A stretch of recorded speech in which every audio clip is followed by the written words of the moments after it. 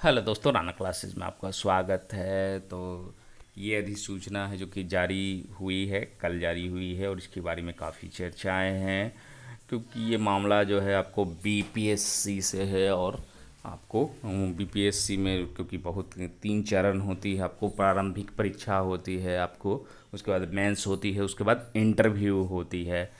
तो पहले ये नोटिफिकेशन पढ़ लेते हैं। तो ये कल का नोटिफिकेशन है, आप देख सकते हैं। श्री सर्वेश कुमार, बिहार प्रशासनिक सेवा, 56 विषय 59वीं बैच, मेधा क्रमांक 57, गृह जिला भोजपुर, अपर अनुमंडल पदाधिकारी रक्सौल, पूर्वी चंपारण। अपने पूर्व सेवा केंद्रीय सचिवालय सेवा कैडर के अंतर्गत उर्वरक विभाग में अनुभाग पदाधिकारी के पद पर योगदान करने हेतु बिहार प्रशासनिक सेवा से त्यागपत्र स्वीकार करते हुए धारित पद से अधिसूचना निर्गत होने की तिथि से विरमित किया जाता। मतलब क्या हो गया? इसका मतलब साफ है। ये पहले जो कहाँ थे, ये उर्वरक विभाग में सेक्शन ऑफिसर थे। और ये पहले थे इसकी पूर्व से। और अब वर्तमान में क्या थे, ये रक्सौल में अपर अनुमंडल पदाधिकारी थे। क्योंकि अपर अनुमंडल पदाधिकारी क्योंकि बहाली जो है एसटीसी की वो है, जो कि नाम है जो कि चेंज किया गया है।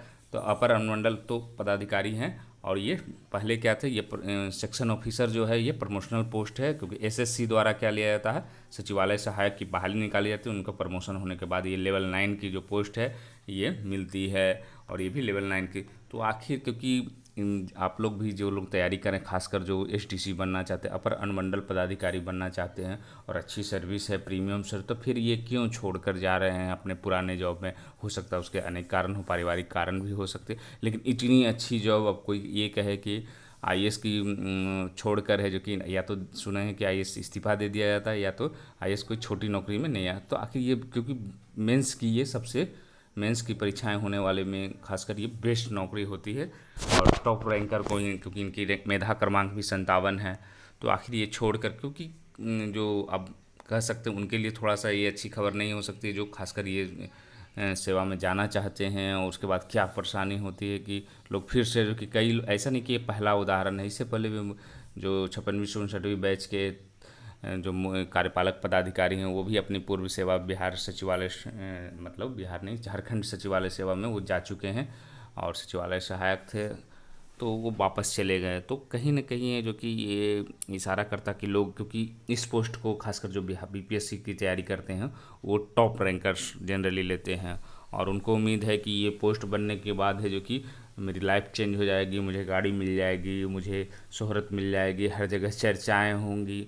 तो आखिर इतनी चर्चाओं के बाद लोग छोड़ क्यों रहे हैं?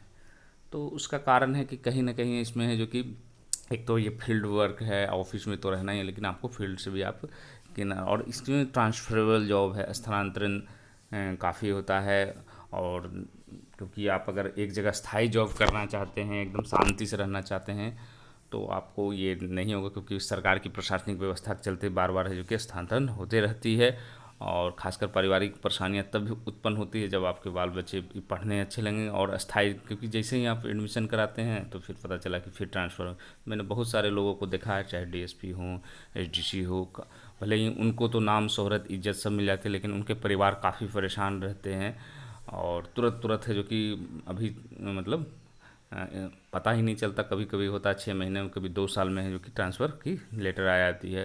तो बहुत सारे लोग काफ़ी पर, तो बहुत सारे कारण हो सकते हैं इस मैटर पर। लेकिन ये है जो कि केंद्रीय सचिवालय सेवा में है जो कि ये पूर्व के भाग में है जो कि वापस लौट गए हैं और इनको है जो कि सरकार ने विरमित भी कर दिया है। तो कहीं ना कहीं आजकल के जो लड़के हैं जो 2 तरह के होते हैं। एक तो बहुत ऊंचा जॉब करने वाले सोचते ही हैं कि सबकी इच्छा रहती है कि टॉप रैंकर पर पहुँचे और अच्छी पोस्ट ले, लेकिन फिर जाने के बाद उनको पता चलता है कि ये जॉब है जो कि शांति नहीं है, इसमें बिल्कुल ही नहीं है और बिल्कुल परेशानी है, ना आप परिवार को समय दे सकते हैं, ना जगह बिल्कुल। तो फिर वो परेशान होकर फिर कई बार ये वापस सेवा में बहुत सारे लोग गए हैं। तो ये हालांकि ये अपना अपना चूज, पिक एंड चूज है कि आप किस में जाना चाहते हैं। किसी को कोई पाबंदी नहीं है कि आप इसको, उनको अगर ये रूल के अनुसार है तो ये जा सकते थे और गए भी। तो मेरा यही कहना है कि ऐसा नहीं है कि मतलब जो कि टॉप पोस्ट जो बीपीएससी है वो अगर आप बन जाते हैं, बहुत सारे लोग ये भी मैंने देखा है, बहुत सारे लोग घमंड में भी आ जाता है कि मैं अपर अनुमंडल या एसडीसी बन गया हूँ, अब तो मैं किसी से कम नहीं हूँ।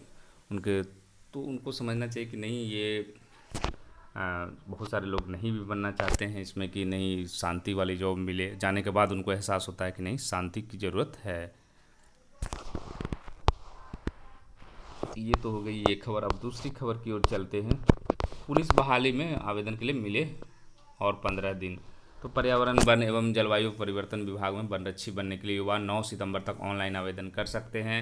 केंद्रीय चयन पर्षद द्वारा अब तक जितनी भी बहाली की है उसमें आवेदन के लिए संभवतः 30 दिन का ही समय दिया गया है। कोरोना कारण इस बार यह परंपरा टूट गई है। वनरक्षी के 484 पदों पर होने जा रही बहाली 15 दिनों का अतिरिक्त समय दिया है।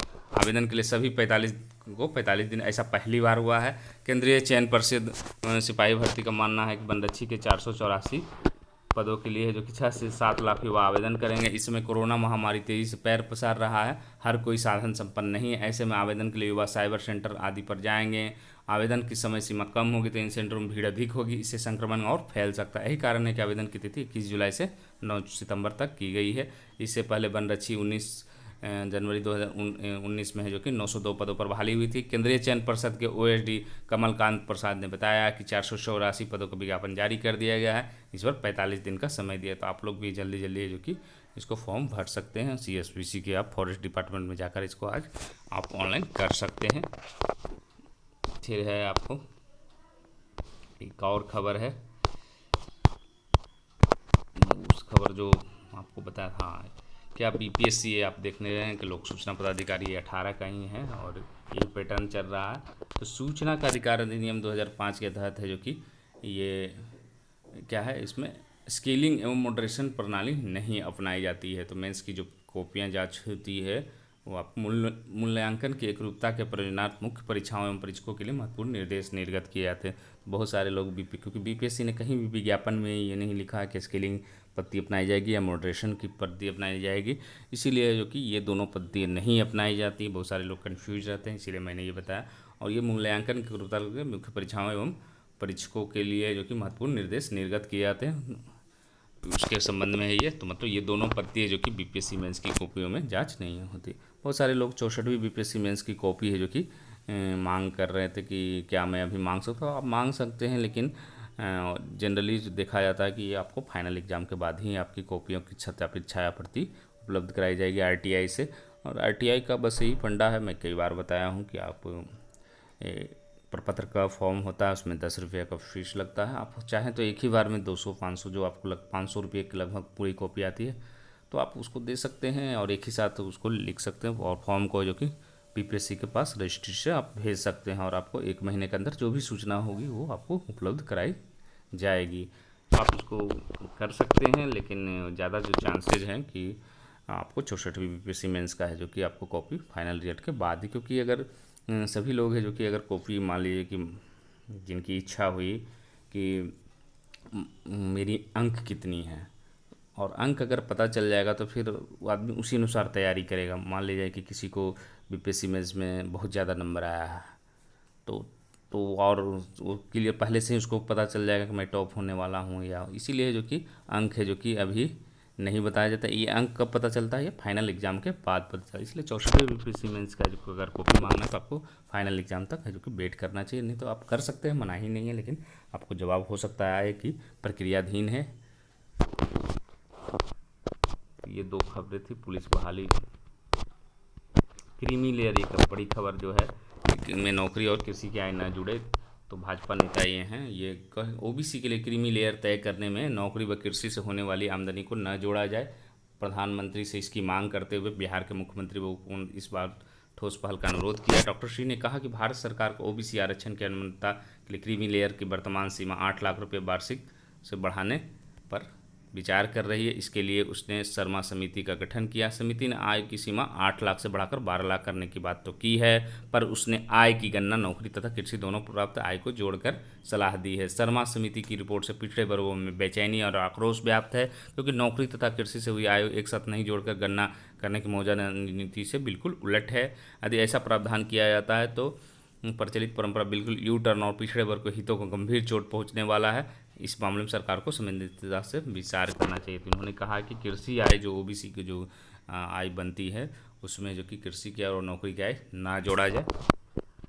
फिर ये जो बीपीएससी के अध्यक्ष बनाए गए हैं आर.के. महाजन, रजनीश कुमार महाजन इनका पूरा नाम हो गया। बिहार लोक सेवा आयोग पटना के नए अध्यक्ष होंगे। 5 अगस्त 1960 को हिमाचल प्रदेश में जन्मे श्री महाजन बचपन से ही काफ़ी होनहार और पढ़ाई में बहुत अच्छे थे। उन्होंने बीकॉम और एमबीए की डिग्री हासिल किया। 28 वर्ष की युवावस्था में अर्थात सन 1987 में उन्होंने यूपीएससी की परीक्षा उत्तीर्ण की और भारतीय प्रशासनिक सेवा आईएएस ज्वाइन किया। इन्हें कैडर अलाउट हुआ था और बिहार कैडर अलाउट 1987 से ही ये लगातार बिहार की सेवा करते आ रहे हैं। इन्होंने बिहार के विभिन्न विभागों यथा स्वास्थ्य विभाग, शिक्षा आदि विभागों में ऊंचे पदों पर अपनी सेवाएं दी। बीपीएससी के अध्यक्ष बनाए जाने से पूर्व Shri Mahajan additional chief secretary education department government of Bihar थे। उनकी छवि एक कुशल प्रशासक और एक ईमानदार लोक सेवक के रूप में राज्य भर के सरकारी तंत्र में प्रसिद्ध है। मालूम हो कि 19 जुलाई 2020 को से शिशिर कुमार सिन्हा सर के बीपीएससी के अध्यक्ष पद से सेवानिवृत्त होने के बाद बीपीएससी का अध्यक्ष पद रिक्त था। तो ये हैं जो कि इनकी जो थोड़ी बहुत विवरणी थी वो मैंने बताया, और सदस्यों का जो नियुक्ति है वही अभी भी चल रही है बीपीएससी की। तो आपने देखा कि, और जहाँ तक बात है परीक्षाओं का दौर है जो कि आप लोग बहुत सारे लोगों की अगस्त में होगी ही 23 अगस्त की। तो अगस्त में तो आप पूरी परिस्थिति देख किसी भी सूरत में थोड़ी भी संभावना नहीं दिख रही है, और जो भी है थोड़ी बहुत हल्की फल्की सितंबर में, नहीं तो अक्टूबर में थोड़ी बहुत ज़्यादा चांसेस दिख रही है। तो देखना है कि आगे कुछ भी इस संबंध में अपडेट आएगा तो मैं आपको बताऊँगा। और जहाँ तक बात है बीएसएससी सीजीएल 1 रिजल्ट की, तो रिजल्ट है जो कि क्योंकि अभी ऑफिस भी अगर खुली भी है तो एकदम तत्काल, क्योंकि आवश्यक कार्रवाई में नहीं, तो क्लोज एक तरह से मान सकते हैं। इसलिए 31 जुलाई के बाद ही है जो कि कुछ अपडेट है जो कि समझ में आएगा। अभी इसका कुछ भी अपडेट नहीं है क्योंकि ऑफिस लगभग क्लोज है। और क्लोज होने का मतलब ऐसा नहीं कि फुल्ली क्लोज हो, तो कभी कभी कुछ आवश्यक कार्य कर लिए जाते हैं। इसलिए जो कि आपको 31 जुलाई के बाद ही है जो कि कुछ अपडेट इस संबंध में आएगा तो मैं आपको बताऊँगा। तो इसी के साथ धन्यवाद।